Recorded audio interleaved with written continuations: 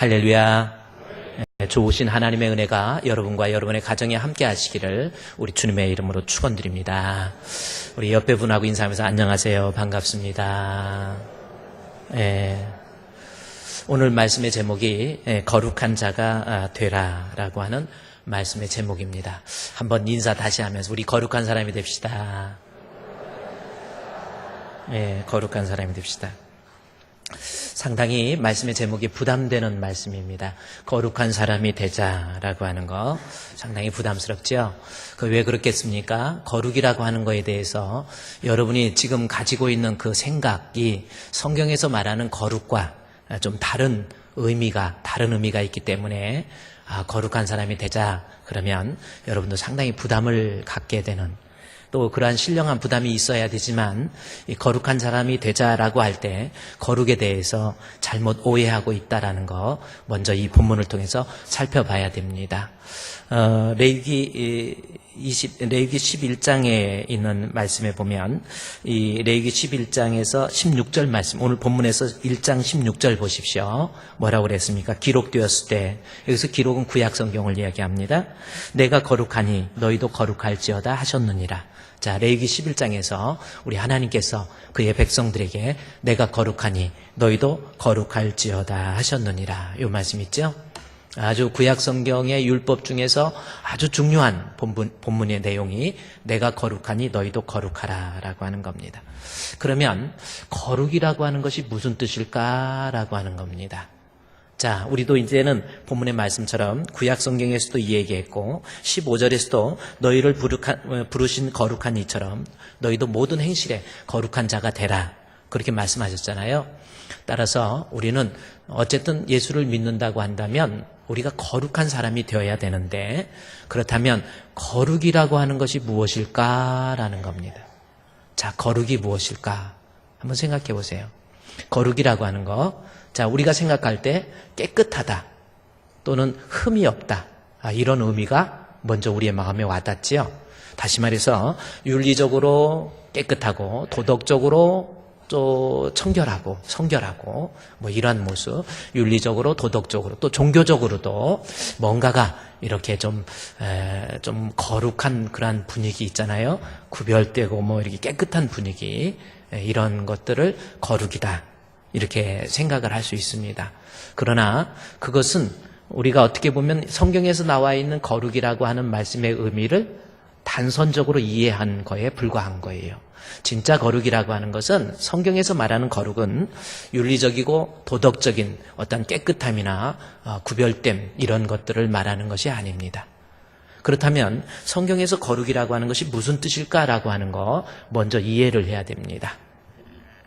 원어적으로 한번 거룩의 의미가 무슨 뜻인지, 그래야 우리가 사용하고 있는 이 동양적 개념에서의 거룩을 비교해서 생각할 수 있겠어요. 자, 여기 성경에서 거룩할지어다 라고 할 때 이 거룩은 레위기 11장에서는 이 카도쉬라고 하는 단어를 쓰고 있습니다. 이게 거룩이라는 겁니다. 우리말로 거룩 하면은 이 카도쉬라고 하는 단어인데, 이것이 무슨 뜻이냐면은 어떤 도덕적으로 윤리적으로 흠이 없고 깨끗하다라는 의미가 아니라 드려진다라고 하는 봉헌, 헌신의 의미가 있습니다. 드려지기 위해서 구별해 놨다라고 하는 뜻이 이 카도쉬라고 하는 단어의 뜻이에요. 따라서 지금 성경에서 구별되고 우리가 거룩하라라고 하는 것은 우리가 드려진 모습으로서 구별되어야 라고 하는 그러한 말씀의 뜻이라고 하는 것을 우리는 알 수 있습니다. 자, 그러면 여기 본문에서 성경은 또 뭐라고 해요? 문자적인 의미로 보면은 드려지기 위해서 구별됐다, 봉헌하기 위해서, 제사적 용어입니다. 하나님 앞에 드려지기 위해서 미리 구별해 놓는 거, 이것이 거룩이라니까요. 약간 틀리죠? 깨끗하다, 도덕적으로 성결하다, 또 정결하다, 착하다 이런 의미가 아니고, 드려지기 위해서, 하나님 앞에 봉헌되어지기 위해서 다듬어지고 또 구별되어 있다라고 하는 그러한 의미가 카도쉬라고 하는 구별의 진짜 의미의 단어적 의미입니다. 자, 그러면 성경에서는 결국 그 거룩을 뭐라고 얘기하고 있는지 한번 살펴보자는 겁니다. 자, 16절에서 성경 베드로전서 1장 16절에서 기록되었을 때 내가 거룩하니 너희도 거룩하라. 그렇게 돼 있죠? 그러면서 이 말씀의 근거를 두고 15절에서 이야기합니다. 오직 너희를 부르신 거룩한 이처럼 너희도 모든 행실에 거룩한 자. 자, 우리가 가져야 될 모든 행실에서의 거룩은 뭐라고 표현되고 있어요? 성경에서 뭐라고? 내가 표현되어야 될 거룩은 어떤 모습의 표현이라고 그랬어요? 15절에서 나를 부르신 거룩한 이처럼, 요 말씀. 이것이 지금 본문에서 거룩이 무엇인가를 아주 자세히 성경적으로 표현하고 있는 거예요. 자, 거룩은 우리 예수님 나를 부르신 이가 거룩한 것처럼 나도 모든 행실에서 거룩한 자가 되라, 그 뜻이거든요. 그러면 내가 구현되어져야 될 우리의 삶의 현장 속에서 나타나야 될 내 행실 중에서 거룩한 행실은 나를 부르신 이의 거룩한 자이처럼, 이 말씀을 이해해야 거룩한 삶이 어떤 모습인가라는 것을 알 수가 있다는 겁니다. 자, 그러면 성경에서 말한 나를 부르시기 위해서, 여기서 부르신다라고 하는 거 영어로 보면 calling이라고 하는, calling, 나를 불러주신 거예요. 이것은 하나님의 자녀로 나를 불러주신 거예요. 많은 사람들 가운데 하나님의 자녀로 나를 불러주신 겁니다. 이것을 조직신학적으로 얘기하면 또 미리 정하신 그들을 부르시고, 자, 부르심이 나오죠? 그런데 하나님이 불러주셔서 끝나는 게 아니에요. 또 미리 정하신 그들을 부르시고, 부르신 그들을 의롭다 하시고, 의롭다 하신 그들을 영화롭게 만드는 거예요. 영화라고 하는 것은 이 종말론적 개념으로 보면 천국에서 우리 주님 앞에 영생 복락을 누리게 된다라고 하는 겁니다. 자, 나를 불러주셔서, 나를 많은 사람 가운데 불러주셔서 나로 하여금 천국 갈 수 있도록 만들어주셨다라는 겁니다. 자, 우리 하나님의 거룩을 그렇게 표현하고 있어요. 우리 하나님은 어떤 분인가? 다시 15절 보세요. 나를 부르셨다. 나를 불러서 하나님의 자녀 만들고 천국 가게 하기 위해서 드려진 바 되신 하나님. 이게 하나님의 거룩이라니까요. 그러니까 내가 거룩하다 할 때 하나님이 내 스스로, 하나님께서 나는 거룩하다, 나는 죄가 없다, 나는 흠이 없다, 나는 깨끗하다, 그런 뜻이 아니라 내가 너희를 부르신 것처럼, 다시 말해서 너를 하나님의 자녀 만들기 위해서, 나로 하여금 천국 가게 하기 위해서 우리 하나님께서 친히 예수 그리스도를 십자가에 못 박혀 죽게 하심으로 말미암아 나로 하여금 하나님의 자녀를 만들기 위해서 우리 하나님이 드려진 바 되신 거예요. 이게 거룩입니다. 그러니까 하나님이 내가 거룩하다라는 것은 너 구원하기 위해서, 너 살리기 위해서, 너 하나님 백성 만들기 위해서 당신께서 친히 십자가에 드려진 바 되신 것. 자, 하나님의 거룩 아시죠? 그러니까 하나님의 거룩, 내가 거룩하다라는 표현은 무슨 뜻이에요? 나 죄 없다, 나 흠 없다, 나 깨끗하다, 그것을 피좀 이룬 인간에게 말하기 위해서 하나님께서 이 본문을 기록하셨나요? 그 뜻이 아니죠. 내가 거룩하다, 너 살리기 위해서, 많은 사람들을 죄악 가운데 구원하기 위해서 친히 그 아들 예수 그리스도를 십자가에 들임받음으로 우리로 하여금 영생을 얻게 만들어주신 하나님. 할렐루야. 그거 하나님이 거룩이라는 겁니다. 자, 우리가 지금 동양적 사고방식 속에서 거룩에 대해서 좀 막 교회 오면은 뭔가가 착하게 살고, 목사님 성경책 들어도 여기 가슴쯤 올려야 좀 더 거룩하게, 이 정도는 좀 날라리, 이 정도가 좀 날라리처럼 보여요. 그래서 딱 하고 딱 양복 입고 목소리도 이제 깔아야죠. 할렐루야, 여러분 믿으십니까? 좀 비슷합니까 제가? 그게 거룩이 아니라는 겁니다. 하나님께서 내가 거룩하다라고 하나님께서 선언하실 때 그 거룩이라고 하는 것은 너 부르기 위해서, 너 살리기 위해서, 너 구원해 주시기 위해서 우리 예수님이 드려진 바 되신 거예요. 그것이 하나님의 거룩입니다. 그러면서 본문에 한번 볼까요? 베드로전서 1장에서 이제 뭐라고 합니까? 그러면서 뭐라고 하냐면 1장 15절에 너희를 부르신 거룩한 이처럼, 자, 그 뜻입니다. 하나님의 거룩은 너를 구원하시기 위해서, 너를 부르기 위해서, 하나님 자녀 만들어주기 위해서 친히 십자가에 못 박혀 죽으신 주님처럼 너도 모든 행실에 거룩한 자가 되라라고 하는 것은 너 또한 하나님 앞에 드려진 바 되는 그러한 행실라는 거죠. 하나님 앞에 드려지는 내 삶, 이것이 하나님 앞에 거룩한, 자, 물론 그 안에는 도덕적으로 윤리적으로 선하고 착하게 사는 거, 이것도 들어가 있지만 우리가 지금 생각하고 있는 거룩의 개념을 보면 상당히 포괄적이에요. 나를 구원해 주신 주님이 나를 위해서 십자가에 못 박혀 죽으신 것처럼 나 또한 우리 주님 앞에 드려지는 삶, 그러한 삶이 하나님 앞에 거룩한 성도의 모습이 될 수 있다라는 겁니다. 여러분 어떻습니까? 우리 주님께서 베드로의 입술을 통해서 내가 너희를 부르신 자가 거룩한 것처럼 너 또한 거룩한 자가 되라 한 것처럼 여러분의 삶이 지금 하나님 앞에 드려진 그러한 구별된 삶 맞습니까? 예수 믿는다 그러면서도 아무런 드려지는 삶이 없어. 하나님의 영광을 위해서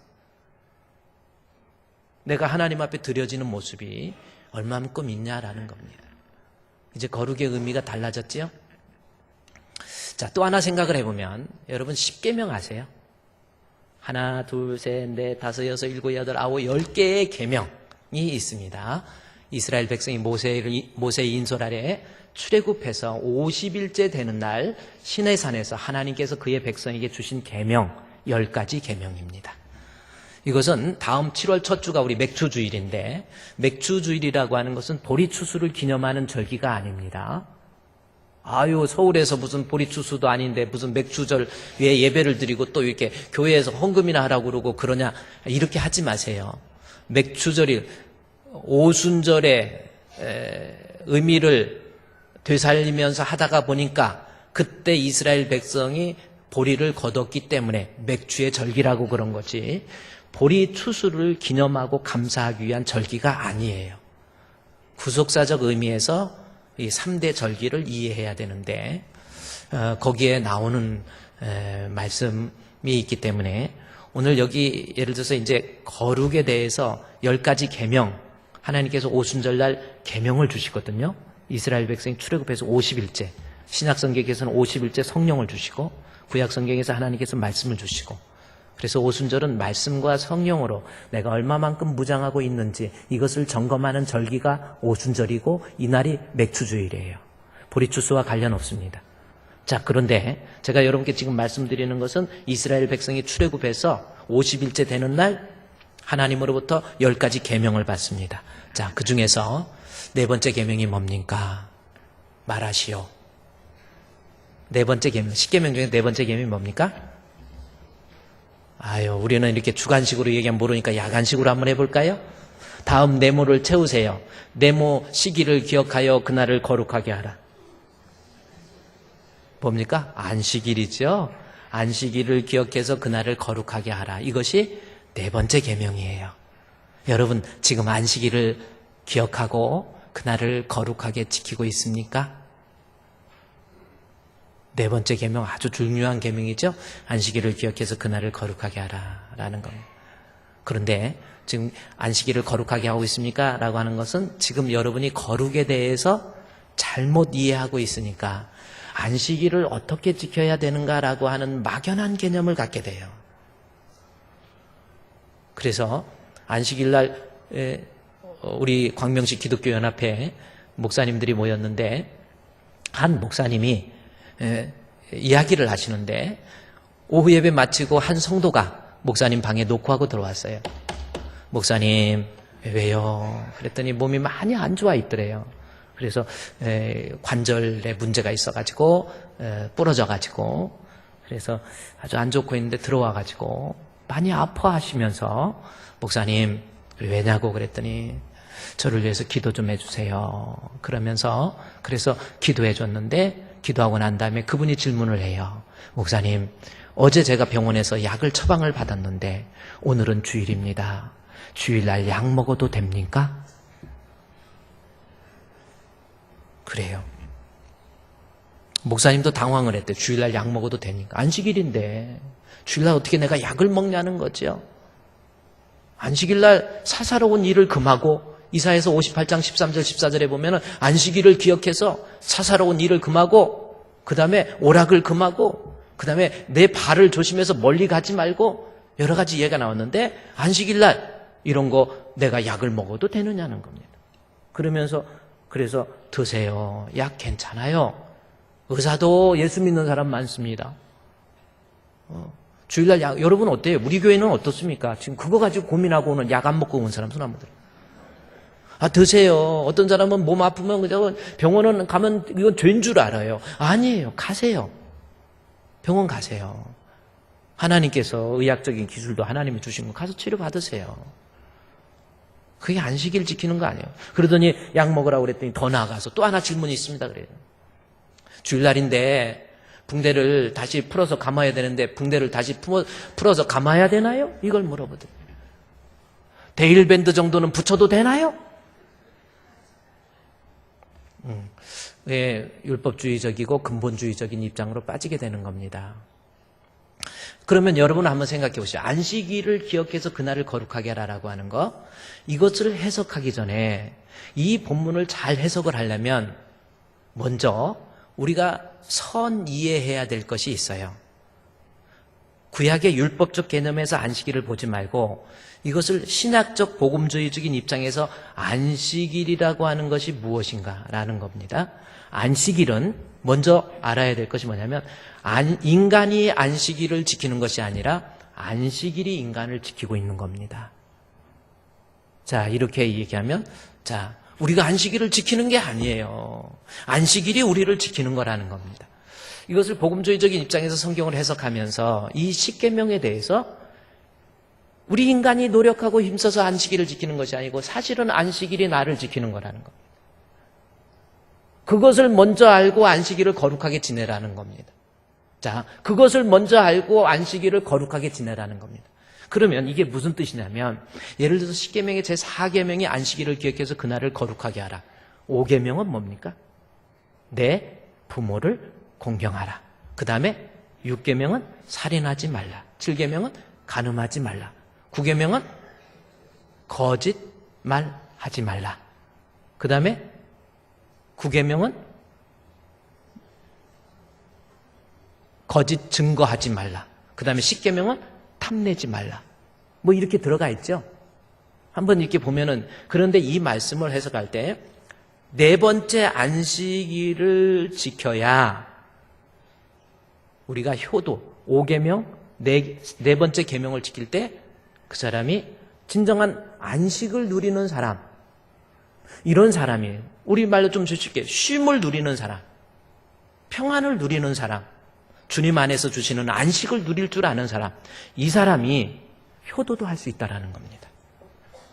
안식이 없이 늘 막 어떤 세상에서 막 죽도록 일만 하고, 좀 편해서 막 일만 하고 이러는 사람이 효자 안 돼요. 효도를 하려면 사람이 어느 정도 마음의 평안과 안식, 이런 것들이 있는 사람이 효도도 하고, 안식일을 지키지 않으니까 살인이 나오는 거, 사람이 강팍해지고 강팍성 어떤 인격 장애, 성격 장애가 나타나. 사람이 그렇게 됩니다. 쉼이 없이 일만 하면. 여러분, 그 찰리 채플린이 만든 영화, 그리고 본인이 또 주연으로 직접 하고, 그런 영화 괜찮은 것 같아요. 자기가 영화도 만들고 내가 또 주연으로 뛰고 북치고 장구치고 뭐 이런 것도 괜찮을 것 같아요. 근데 이 찰리 채플린이 그 만든 영화 중에서 모던 타임스라고 하는 영화 혹시 아십니까? 책으로도 나왔습니다.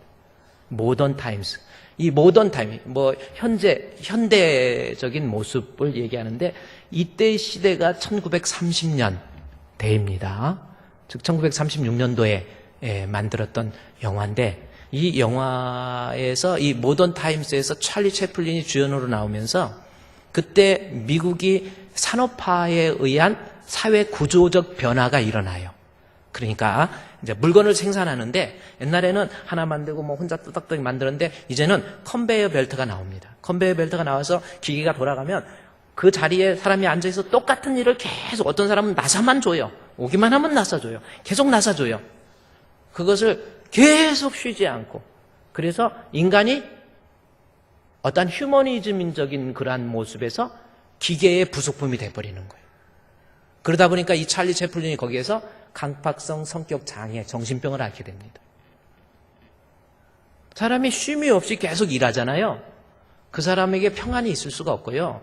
그 사람에게 여유가 있을 수가 없는 거예요. 그래서 성경적으로 쉬라고 하는 거 대단히 필요한 겁니다.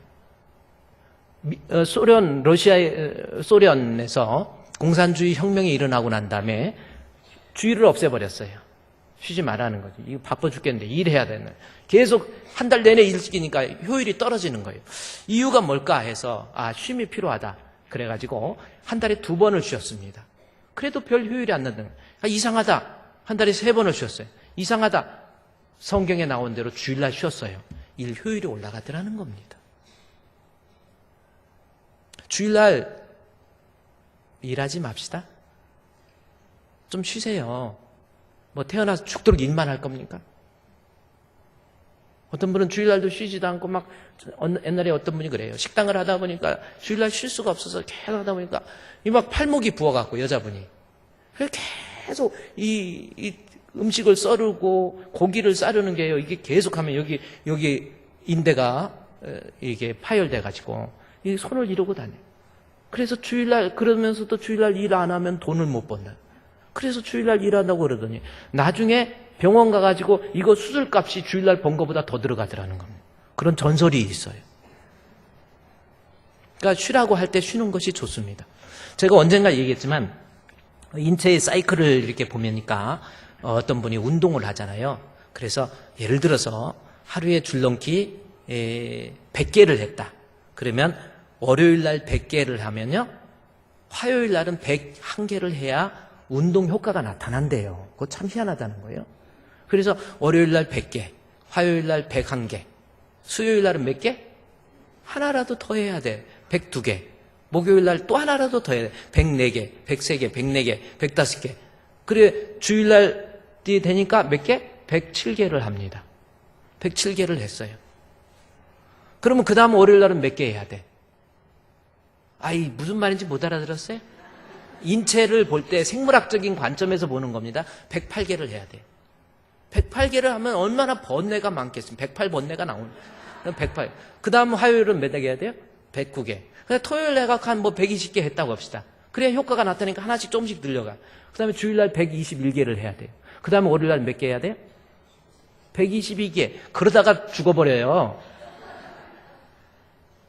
그러니까 뭐냐면 인체도 월요일날 100개, 101개, 100개 하다 주일날 토요일날 106개 하고 주일날은 쉬고 다시 월요일날 100개부터 해도 똑같이 올라간다. 인체가 그렇게 돼 있대요. 주일날 살겠다고 뿅뿅거리면서 막 요즘에는 미세먼지 많아갖고 막 염소같이 이러고 무서워 이렇게 보니까 막 이런 거 하고 막 살겠다고 뿅뿅거리고 너무 그러지 마세요. 주일날은 그냥 쉬세요. 한 번씩 또 그냥 편하게 나가는 건 괜찮은데 쉬세요. 제가 말씀드리는 것은 안식일이 사람을 지키는 거라는 겁니다. 안식일을 지켜야 효자도 되고 안식일을 지키지 않으니까 살인자가 되는 자기 자신이 막 병들어서 죽는 거예요. 안식일을 지켜야 살인하지도 않고 안식일을 지키지 않으니까 거기에서부터 참된 안식이 없으니까 간음하고 거짓말하고 속이고 이게 나중에 안식일이 없으니까 하나님이 주시는 진정한 안식이 없으니까 이 사람이 나중에 폐역자가 되는 거예요. 도둑질하고 훔치고 사기치고 남들 눈물 나게 하고 나중에 막 거짓 증거해가지고 남들 거짓말하고 남의 내 이웃의 아내를 막 탐하고 막 친구 애인한테만 편지 쓰고 막 이런 사람들. 왜 친구 애인한테 왜 편지를 씁니까? 그런 거 쓰지 마세요. 그것도 안식일을 안 지켜서 그래. 안식일이 사람을 지키는 거라는 겁니다. 이게 무슨 말씀인가 그래요. 내가 안식일 지키는 것이 아니라 안식일이 사람을 지키는 거라는 겁니다. 그러면 이 말씀의 의미가 무슨 뜻이냐면 안식일의 주인이 되신 우리 예수님. 그 예수님, 그렇죠? 나에게 진정한 안식을 주신 우리 예수님 앞에 내가 안식일을 기억하여 그날을 거룩하게 하라라는 것은 내게 안식을 주고 내게 생명을 주신 우리 예수님 앞에 내가 드려진 바 되는 삶, 이것이 안식일날 거룩하게 드리는 성도의 삶이 될 수 있다는 겁니다. 그래서 이사야서 58장 13절에서 14절 말씀해 보면 안식일에 대해서 이야기가 나와요. 이사야서 만일 안식일에 내 발을 금하고, 그렇죠? 오락을 행하지 아니하고, 나중에 밑에 가면은 사사로운 말을 하지 않고, 이 말이랑 랭귀지를 말하는 게 아닙니다. 내 마음속에 어떤 사사로운 세상적인 생각, 번뇌 이런 거, 그런 거 하지 말라. 그러다 보니까 이것이 구약의 율법적 개념에서 자꾸 안식일날 뭐 하지 말라 해서 내가 인간이 안식일을 지키려고 하는 거예요. 그러나 안식일은 안식일이 나를 지키는 것을 알고 그 다음 절에 보면 안식일은요, 율법적으로 내가 병원 가느냐 파스를 붙이느냐 그거 따지는 게 아닙니다. 나에게 참된 안식을 주신 우리 주님 앞에 예수님 안에서 주님 안에서 내가 즐거움과 평안을 마음껏 누리는 거, 이게 안식일이 되어야 된다라는 거예요.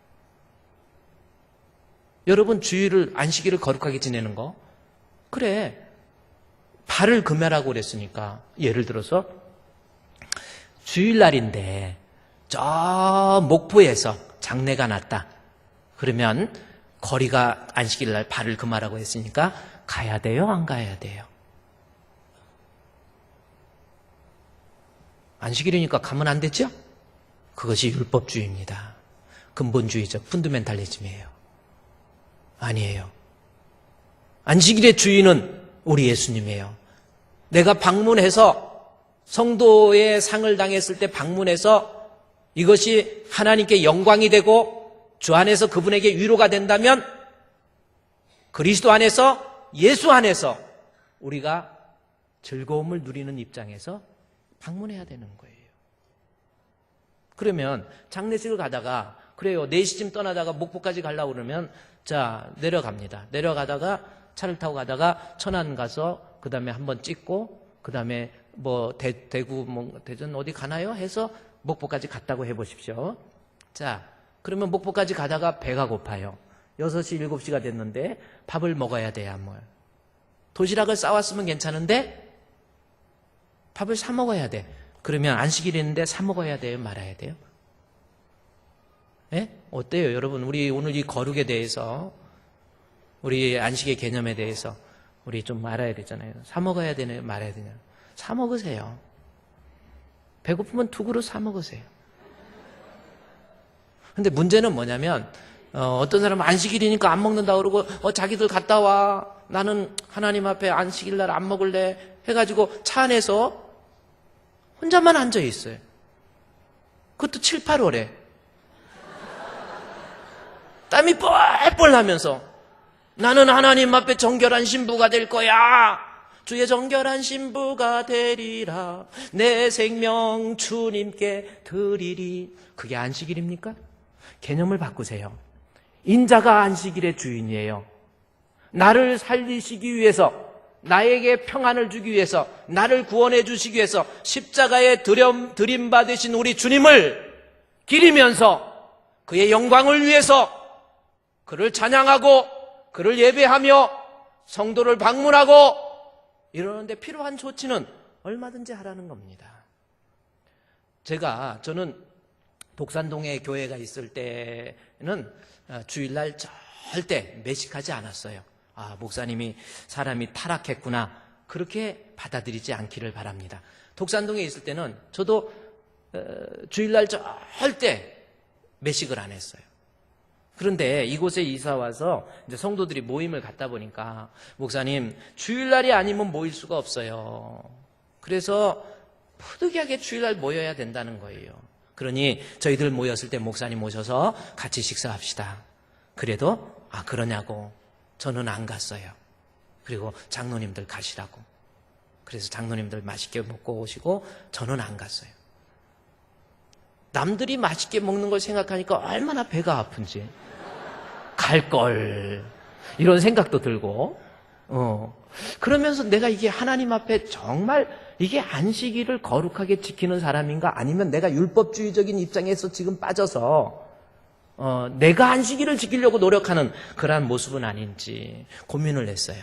그러다가 제가 총신대학교 대학원의 이한수 교수님하고 만날 기회가 있어서 만나서 이야기를 했습니다. 교수님 이런 문제로 제가 주일날 식사를 이렇게 하는데 어떻게 생각하세요? 신학적으로. 그랬더니 그분이 하시는 말씀이 인자가 안식일의 주인이다. 주의 영광을 위한 거라고 한다면, 예수를 위한 거라고 한다면 그냥 하세요. 이게 복음입니다. 지금 목사님은 율법주의에 빠져 있습니다. 이렇게 이야기해요. 우리 개혁주의, 리포엄드 처치라고 해서 개혁주의 입장에서의 교수님 입장에서 신학적으로 명확하게 규정을 그렇게. 그래서 그 다음부터는 이제 누가 안 부르나 하고 기다리게 됩니다. 왜 오늘 저녁 뭐 없어? 하고 있긴 있는겨? 하고 물어보고 이제 이렇게 또 바뀌게 되더라는 겁니다. 제가 타락을 해서 그런 것이 아니라 여지껏 나는 안식일을 내가 지키려고 한 거예요. 그러나 나에게 안식을 주시기 위해서, 내게 생명을 주시기 위해서 십자가에 못 박혀 죽으신 우리 예수님 앞에 나 자신이 거룩하게 지내는 게 뭡니까? 율법을 지키는 겁니까? 그게 아니에요. 우리 주 예수님 안에서 그가 주시는 말씀을 듣고 은혜를 받고 드려지는 예배를 통해서 하나님께 영광이 되고 방문하는 신방을 통해서 성도의 위로가 된다면 이것이 안식일을 거룩하게 지키고 있는 성도의 모습이 될 수 있다라는 겁니다. 여러분의 거룩은 어떻습니까? 문제는 예를 들어서 내가 먹는 거, 마시는 거. 지금도 저는 사실은 주일날 사사로운 예를 들어서 한 번은 우리 아이가 애기였을 때 교회 갔다 왔으니까 더우니까 수박 먹자고 수박 싸달라고, 그래서 주일이라고 절대 그러지 말아야 된다고 이렇게 가르쳤어요. 그랬더니 막 때를 쓰고 그러더니 나중에 훈련하니까 이제 주일날 되면 지가 알아서 오늘 주일이지 수박 안 먹어, 지가 얘기를 해요. 아이스크림 먹고 싶지만 오늘 주일이야 안 먹어, 이제 이러더라고요. 근데 그거는 그래요. 내가 신앙적으로 이거는 부득이한 것도 아니고, 그래요. 하나님의 영광을 굳이 드러내는 것이 아니라고 한다면 구약의 율법이라고 치부하지 마시고 내가 할 수 있는 것은 하는 것도 좋아요. 그러나 진리, 복음 안에서 우리가 자유가 있죠. 병원 방문할 때도 병원 방문을 해야 돼요. 자, 주일날 병원 신방을 갑니다. 오늘은 주일이니까 목사님이 신방 갈 때 아무래도 음료수라도 하나 들고 가서 기도해주고 음료수 하나 놓고 오는 게 좋지, 가서 기도만 해주고 그러면 성도 입장에서 돈 안 드는 기도만 하고 가네, 이런 마음이 조금씩 들을 수가 있지 않을까라는 생각이 조금 들기도 해요. 신방할 때 하나님의 영광을 위하고 그리스도의 영광을 위한 거라고 한다면, 안식일을 기억해서 그날을 거룩하게 하는 성도는 주의 영광을 위해서 이것이 해야 될 일이라고 한다면 복음 안에서 자유를 가지세요. 지금 본문에서 이 거룩에 대해서 우리가 이렇게 지금 말씀을 공부하잖아요. 제가 이 주일날 매식을 하지 말자 이랬더니 어떤 성도가 처음에는, 여기 와서도 처음에는 어떤 목사님 주일날 그러면 돈 주고 사 먹으면 안 되니까 내일 주일날 꼭 목사님 같이 식사는 식당에서는 하긴 합니다. 그래서 하긴 하는데, 그래서 오셔도 됩니다. 그래서 왜 그러냐 그랬더니 돈은 토요일날 미리 냈대. 자, 이제 자꾸 이 바이러스가 내성이 생기듯이 이게 새로 변형이 일어나는 거잖아요. 신앙이. 토요일날 냈으니까. 어차피 우리가 주일날 여기서 밥 먹는 것도 토요일날 돈 내고 갖고 와서 요리해서 먹는 거니까 장소만 식당으로 폭 옮긴 거지 이거는 사 먹는 게 아니에요. 이러다 보니까 성도들이 이제는 이게 사람이요 죄에 대해서 이렇게 자꾸 합리화시키는 거 보면 이제 무서워지더라고. 그래서 저는 이제는 제가 정확한 개념은 인자가 안식일의 주인이에요. 그래서 안식일을 기억해서 우리 예수님의 영광이라고 한다면 거룩하게 지내라라는 것은 율법적으로 내가 흠이 없고 깨끗하게, 그것이 아니라 나에게 안식을 주신 주님 앞에 나 또한 하나님 앞에 주를 위해서 드려진 영광스러운 모습으로 드려지는 것, 이것이 바로 거룩한 성도의 모습이 될 수 있다라는 겁니다. 여러분, 제가 이 거룩에 대해서 얘기하면서 J.C. 라일이라고 하는 사람, 그분이 쓴 책을 여러분 꼭, 이거는 원래 J.C. 라일이라고 하는 사람이 이 1820년대에 태어나신 분인데 1826년도에 태어나가지고 1900년도 딱 되면서 돌아가신 분이에요. 근데 이 J.C. 라일이라고 하는 분이 영국에서 성공의 신부입니다. 성공회는 뭐냐는 교리는 개혁 우리 개신교하고 똑같은데 제도가 천주교의 내용 그래서 신부라고 그러는 거예요. 그러나 교리는 우리 개신교의 내용. 근데 저분이 영국 성공회에 독일 그때 당시에 국가교회가 있었잖아요. 러시아 정교회, 그 다음에 영국 성공회, 독일 루터교회, 이렇게 돼 있었잖아요. 여러 국가교회가 있었는데 그때 당시에 국가교회 지도자였던 제시 라일입니다. 이분이 쓴 책이 거룩이라는 거예요. 그런데 이것을 좀 쉽게 읽을 수 있는 거룩에 대한 내용을 잘 설명을 하기 위해서 또 다르게 번역을 한 책이 바로 쉽게 보는 제시 라일의 거룩이라고 하는 책입니다. 한번 여러분 거룩이 무엇인지를 한번 이 책 한번 읽어보십시오. 내가 하나님 앞에 진짜 거룩한 사람인지 한번 이 책을 한번 읽어보는 것도 여러분에게 아마 큰 도움이 될 것 같습니다.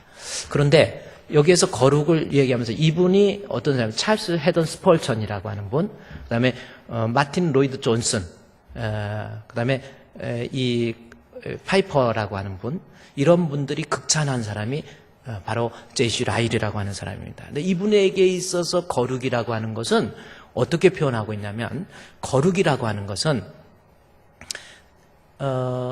성도 크리스찬과 동떨어져 있는 것이 아니라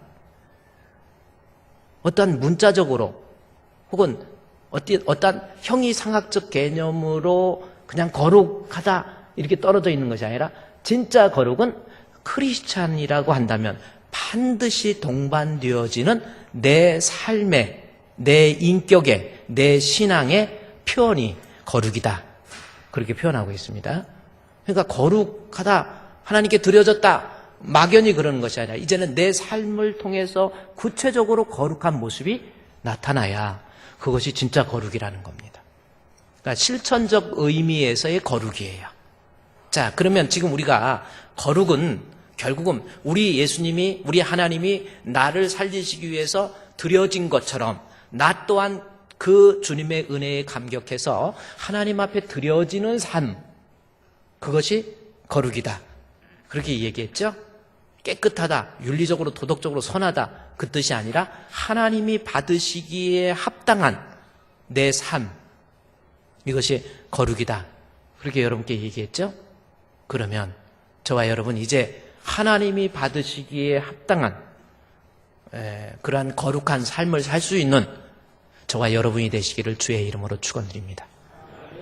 자, 그러면 구체적으로 베드로는 이제 어떻게 하나님 말씀을 전개하고 있습니까? 내가 하나님 앞에 거룩, 도대체 뭐냐는 거, 어떤 모습이 하나님 앞에 드려지는 삶인가라는 겁니다. 베드로전서 1장 13절, 14절, 15절, 16절 계속 나아가다가 23절에서 거룩의 구체적인 성도의 삶의 모습을 이야기하고 있습니다. 23절에서 너희가 거듭난 것은 썩어질 씨로 된 것이 아니요 해서 거듭나는 것이 하나님 앞에 거룩이라는 겁니다. 내가 그러니까 예수 믿는다고 그러면서 나 하나님 앞에 거룩하게 살겠습니다 라고 이야기하면서 아무런 거듭남이 없다. 이것은 거룩한 게 아니고 이 사람은 예수 믿는 사람 아니에요. 그러니까 내가 거룩한 거 첫 번째는 나부터 여기 본문의 말씀에 거듭나는 겁니다. 그럼 거듭남이 뭐예요? 쉽게 얘기하면 다시 태어나는 거예요. 나는 죽고 옛사람은 죽고 예수님이 사는 겁니다. 예수님이 주인 돼서 사는 모습. 그러니까 변화가 동반되지 아니한 크리스찬은, 변화가 동반되지 않는 구원의 확신은 마귀가 주는 거짓 확신이에요. 어떤 사람은 그래요. 아유, 예수 믿으면 그냥 내 맘대로 살아도 구원은 따놓은 당상이다. 제가 여러분께 이건 구원파적 구원론입니다. 예수 믿으면 구원을 얻는 것 맞습니다. 변경되거나 취소되지 않는 것도 맞아요. 그런데 내가 진짜 예수를 믿는다고 한다면 반드시 하나님 앞에 화평함과 거룩함이 동반되어져야 그것이 진짜 구원 얻는 믿음이지, 만약에 예수 믿는다고 하면서 나는 구원의 확신을 가졌다고 하면서 어떠한 삶의 변화도 일어나지 않고 있다고 한다면 그 사람은 마귀가 주는 거짓 구원의 확신이에요. 거짓 믿음이라는 겁니다. 그래서 베드로가 이야기하죠. 우리 하나님 앞에 너희는 거룩한 자가 되라 그러면서 거룩한 삶의 구체적인 모습은 내 자신이 하나님 앞에 거듭나서 새 사람 되는 거예요.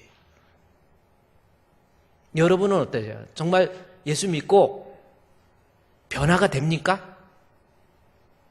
정말 찬송을 나 이제 주님의 새 생명 얻은 몸 옛것은 변하고 새 사람이로다. 그 생명 내 맘에 강같이 흐르고 그 사랑 내게서 해같이 빛난다. 영생을 맛보며 주 안에 살리라. 오늘도 내일도 주 함께 살리라. 할렐루야. 우리 김성결 집사, 우리 교수님이 찬양할 때는 막 박수도 치더니 제가 열심히 했는데 나름대로 열심히 했거든. 이럴 때는 박수도 한 번씩 치고. 아유, 쑥스럽게 짝이 없네요. 참 설교하다 보니까 이런 일도 있고 저런 일도 있습니다. 그래요. 진짜 예수 믿는 사람 반드시 하나님 앞에 거룩한 모습이 나타나는데 그 거룩한 사람은 내 자신이 거듭나야 돼. 아, 이 사람 변했어. 이 사람 거듭났어. 아무래도 달라졌어. 아니, 예수 믿고 난 다음에도 전혀 변화가 없어. 거듭남이 없어요. 그것은 하나님 앞에 거룩한 성도의 모습이 아니에요. 거룩한 성도는 거듭나야 됩니다. 그러면 거듭나는 것이 뭔지 베드로의 말씀을 한번 보면, 자, 23절에서 1장 23절에 너희가 거듭난 것은 해서 거듭남에 대해 거듭남이 거룩이다 라는 것을 얘기하면서 22절 보면은 두 가지를 이야기합니다. 거듭나는 것이 도대체 거듭난다는 건 또 뭔지. 요한복음 3장에 나온 것처럼 엄마 뱃속에 다시 들어갑니까? 아니야. 물과 성령으로 거듭난다라고 해서 물과 성령을 이야기합니다. 그러니까 영으로 난 것이라고 하는 것을 얘기해요. 육으로 난 것은 육이요, 영으로 난 것은 영이니, 그래서 거듭나는 것이 육으로 나는 것이 아니라 영으로 거듭나는데, 영으로 거듭난 모습의 구체적인 것이 22절에 나와 있어요. 보세요. 너희가 진리를 순종함으로 첫째, 영혼이 깨끗하게 돼요. 영혼이 깨끗해지고, 두 번째, 사람을 대할 때는 거짓 없이 사람을 사랑하게 됩니다. 이 두 가지.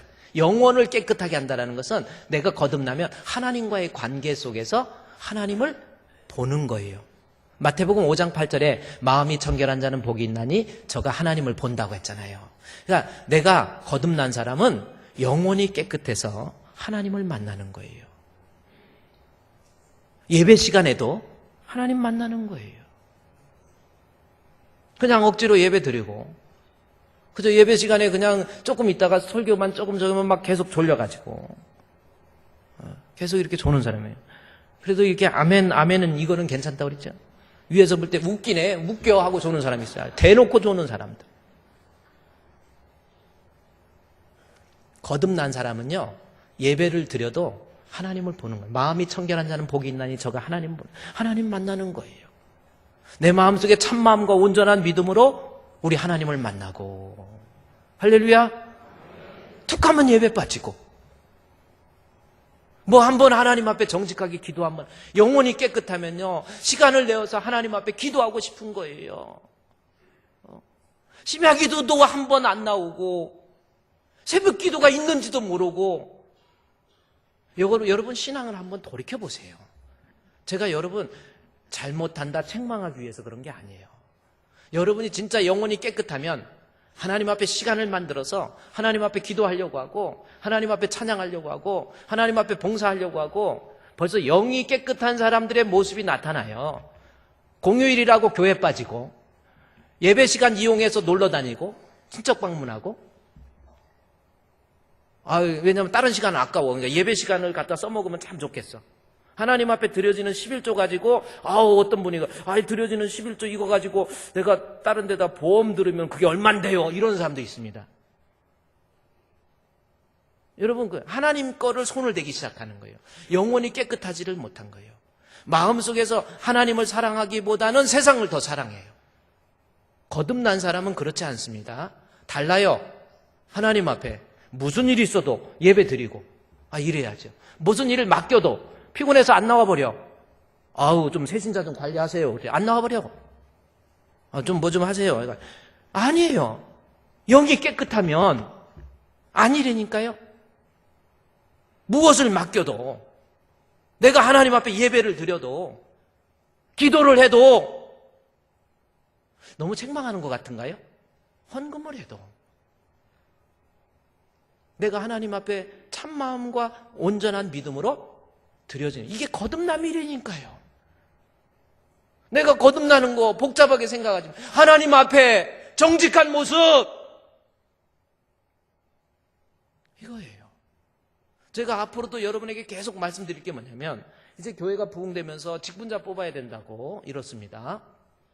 우리 장로님들 뽑고 또 안수 집사님들 뽑고 권사님들 뽑아야 돼요. 여러분이 앞으로 기억하세요. 장로님이 될 분이, 만약에 앞으로, 지금은 뭐 다 앞으로 장로님이 될 분이 예배 생활에 본이 안 된다. 뭐 예배는 그냥 적당히 나온다. 기도 생활에 본이 안 된다. 헌금 생활에 본이 안 된다. 봉사 생활에 본이 안 된다. 가정에서 가정을 다스리지 못한다. 성경에 나온 대로. 부인은 맨날 어디 나가면 교인들한테 불평등만 하고 원망만 하고 짜증만 내고 은근히 뭔가가 예배를 드려도 벌써 눈에 초점을 잃으면서 이렇게 눈을 보면은 초점이 허공에, 조용필의 허공하세요. 꿈이었나 봐 당신 생각해. 벌써 이런 사람, 벌써 하나님의 영원히 청결하지 않은 사람, 이 사람. 그래서 앞으로 우리 새로 중직자 뽑자고 그러는데, 만약에 그만한 자격, 애들을 보면은 하나는 뭐 자꾸 교회 안 나오려고 그러고, 아버지 다니는 교회 안 다닐 거야, 어머니 다니는 교회는 안 갈 거야, 이래가지고 이러고 뭔가 애가 이상한 그런 사람을 장로로 세우고 안수집사로 세우고 권사로 세워버리면요, 나중에 교회 쓴뿌리 된다는 거예요. 그래서 그분을 위해서라도 뽑지 말라는 겁니다. 가정을 다스리지 못한다든지, 하나님 앞에 본이 안 되든지, 영혼이 깨끗하지 못하든, 이러면 장로님 하나도 없어도 뽑지 말라는 거예요. 왜? 그분이 쓴뿌리. 가룟 유다가 예수님 제자가 안 되면 더 좋았어. 제자 되는 바람에 배창자가 튀쳐나와서 목이 걸려서 죽어버리잖아. 그거보다 낫잖아요. 우리 정말 하나님 앞에 남은 여생 정말 신앙인답게 정직하게 살아요. 영혼이 좀 깨끗해서 내가 하나님 앞에 기도도 좀 하고, 기도할 때마다 때로는 눈물도 나고, 찬양을 할 때도 보세요. 막 하나님 앞에 얼마나 찬양도 막, 나도 이 찬양을 좀 잘했으면 좋겠어. 제가 집에서 하나님 크신 사랑은 측량다 못하며 영원히 변치 않는 사랑 성도여 찬양하세. 그랬더니 여보 배에다 힘주고 해봐 그러더라고요. 혁대를 흔들면. 그래서 하나님 크신 사랑은 측량다 못하며 영원히 변치 않는 사랑 성도여 찬양하세. 너무 무리하지 마. 아니, 박수 치라는 뜻이 아니라, 찬양을 불러도요 영혼이 깨끗해야 된다니까. 좀 못해도, 그래 저처럼 못해도 그냥 그래 하면 되는 거예요. 영혼이 깨끗하고. 하나님 앞에 예물을 드려도. 제가 참 목회하면서 참 보람을 느끼는 것 중에 하나가, 제가 이제 이름은 밝히지 않으니까 제가 심하게 또 얘기했지만, 어떤 분이 잠깐 면담을 하자고 우리 부목사 통해서 면담 요청이 왔길래, 마침 또 그 시간이 돼서 그러면 오셔라 해가지고 오셨어요. 그 교회 오신 지는 얼마 안 됐고, 그래서 이분이 뭐 때문에 그럴까, 어디 아프신가, 무슨 일 있나 하고 고민을 했어요. 누가 만나자고 그러면 이제 좀 이렇게 가슴이 떨리는 마음으로, 가슴이 두근거림이라고 하는 거라고 있죠. 무슨 일일까 했는데, 이렇게 오신 지는 얼마 안 됐지만 오셔서 지난주 수요일인가요? 목요일인가요? 수요일인가 오셔가지고 이야기를 하길래 왜 오셨을까 그러면서 얘기를 하는데 얘기를 하시면서 목사님 하면서 이 쇼핑백에 저한테 종종 쇼핑백을 그렇게 가져오세요. 쇼핑백을 가져와서 제가 하나님 앞에 아무도 밝히지 마시고 이거 선교하는데 목사님 쓰셨으면 좋겠습니다. 보니까 2천만 원 들었더라고요. 남의 돈이 아니니까 뭐 큰 것 같이 느껴지지 않아요? 그렇다고 여유 있어서 하나요? 저는요, 제가 기도해드리고 보내고 난 다음에 그걸 목양실 책상에서 딱 안고 기도하는데 눈물이 그야말로 나더라고요. 다른 거 아니에요. 돈의 문제가 아니에요. 하나님 앞에 나 못 먹어도 못 써도 내가 선교하고 싶어 하고 이게 거듭남이라니까요. 영혼이 뭔가가 깨끗해요. 주님 앞에 인정받아요. 영혼이 주님이 받을 만해요. 이것이 성결이고 이것이 정결이잖아요. 기도하고 나중에 사실은 그것이 그분이 뿌려놓은 복의 씨앗이 자손 때 거두고 후손 때 거두고 저희 아내한테도 여보 우리도 조금 저기해서 목사는 목사도 하나님 앞에 가서 심판받잖아요. 우리도 해서 우리도 저 복음의 소외지에 교회 짓는데 우리도 하나 짓자. 거듭난 사람은 내가 하나님 앞에 거룩한 삶, 거듭난 사람, 영혼이 깨끗하고 또 하나만 봅시다. 22절에 진리를 순종하면 너희 영혼이 깨끗하고 거듭남은 거짓 없이 형제를 사랑하게 됩니다. 자, 미움 대신에 내가 거듭나면요, 이제 하나님과의 관계뿐만 아니라 사람과의 관계 속에서도 이해가 되어지고 용서가 되어지는 거예요. 사랑해지고.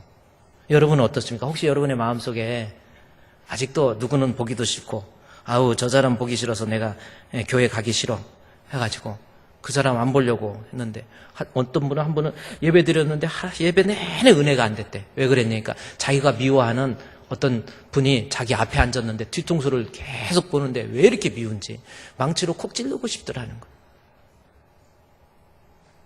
하나님 앞에 거룩함이라는 것은요, 사랑과의 관계 속에서 하나님 모든 사람으로 더불어 화평함과 거룩함을 이루어야 됩니다.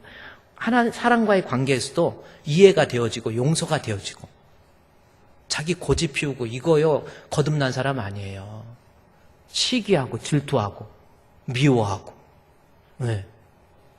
오늘 제가 이렇게 설교 때 이렇게 좀 찬양한 분 말씀드려서 우리 김성결 우리 교수님, 제가 이렇게 찬양을 들으면서 우리 교회 찬양 잘하시는 분이 계세요. 들을 때마다 저는 사실 은혜예요. 항상 은혜가 되고 가슴이 이러는데 오늘도 이렇게 제가 뒤에서 앉아서 이렇게 찬양하는 걸 딱 보면서 가슴이, 그러면서 문득 생각나는 게 볼프강 아마데우스 모차르트 그 영화 혹시 아세요? 거기에 보면은 그 영화에 보면은 아마데우스 모차르트가 그 영국의 그 뭐라 그러죠? 국가 음악 담당하는 분, 예? 예, 그 사람이 국가의 모든 음악을 책임지는 사람, 황제 옆에서 책임지는 사람이 있었는데, 이 사람이 자기가 최고잖아요. 그런데 아마데우스 모차르트를 딱 보는 순간, 이야, 이게 음악이라는 걸 알아요. 그러면서 그 모차르트는 항상 생각해서 작곡을 한 게 아니라 머릿속에 들어있는 걸 그냥 풀어놓는 거라는 겁니다. 천부적이죠. 그래서 근데 모차르트는 항상 내가 보면 웃는 얼굴을 한 번도 못 봤어. 그렇잖아요. 항상 그 사진을 봐도 이러고 있잖아. 항상 인상을 쓰고 있더라고. 근데 그분이 단명하죠. 왜 그렇습니까? 그 나라의 그 국왕이 뭐라 그러죠? 국악사. 뭐 이 사람이 정확한 건 아니지만 독사를 합니다. 그러면서 느낀 게 뭐냐면 저 사람한테는 이러한 하나님 앞에 그래요. 하나님, 저 사람한테는 이러한 능력과 재능을 주셨는데 왜 나는 그런 능력이 없고 그거를 보고 대단하다고 느낄 수 있을 만큼 대단하고 느낄 수 있는 그 느낌만 줬나요? 그래서 모차르트를 시기해서 나중에 독약을 타서 모차르트를 죽였다라는 그러한 이야기가 있습니다. 그래서 젊은 나이에 모차르트가 죽게 되잖아요.